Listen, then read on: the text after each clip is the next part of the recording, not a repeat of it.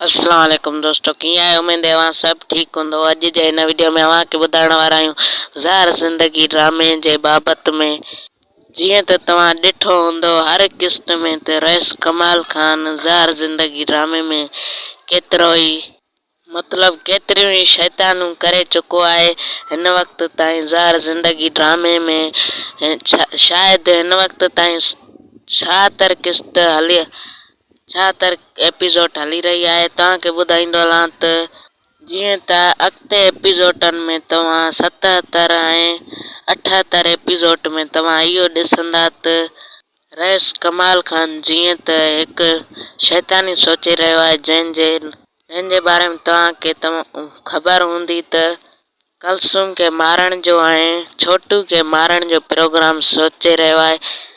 ऐं तव्हांखे ॿुधाईंदो हलां त हिन ॿिन्हिनि प्रोग्रामनि में नाकाम थींदो रईस कमाल खान।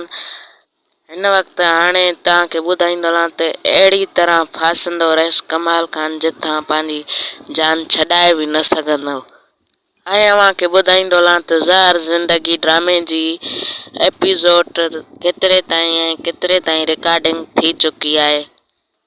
तव्हांखे ॿुधाईंदो हलां त ज़ार ज़िंदगी ड्रामे तव्हांखे इहो ॿुधो हूंदो त इहा ख़बर हलाए रहिया आहिनि त ज़ार ज़िंदगी ड्रामे जी 100 एपिसोड खां अॻिते काई बि एपिसोड न हलंदी। ऐं तव्हांखे मां पूरी मालूमात ॾींदो हलां त ज़ार ज़िंदगी ड्रामे जूं 150 खां मथे एपिसोड रिकॉर्ड थी चुकियूं आहिनि ऐं हिन वक़्त ताईं 76 ताईं एपिसोड हलनि पियूं। मां तव्हांखे ॿुधाईंदो हलां त छा ज़ार ज़िंदगी ड्रामे में लुकमान मीरा खे तलाक ॾींदो या लुकमान खे रबन मारींदो। तव्हांखे ॿुधाईंदो हलां त मीरा सां रईस कमाल खान रबन सां शादी कराईंदो मीरा जी रईस गफ़ार खान।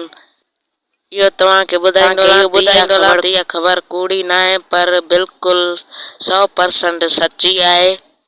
ज़ार ज़िंदगी ड्रामे में मीरा ऐं रबन जी शादी ज़रूरु थींदी।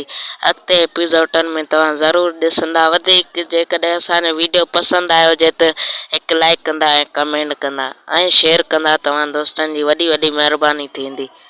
सो दोस्तों, मिलंदासीं नेक्स्ट वीडियो में।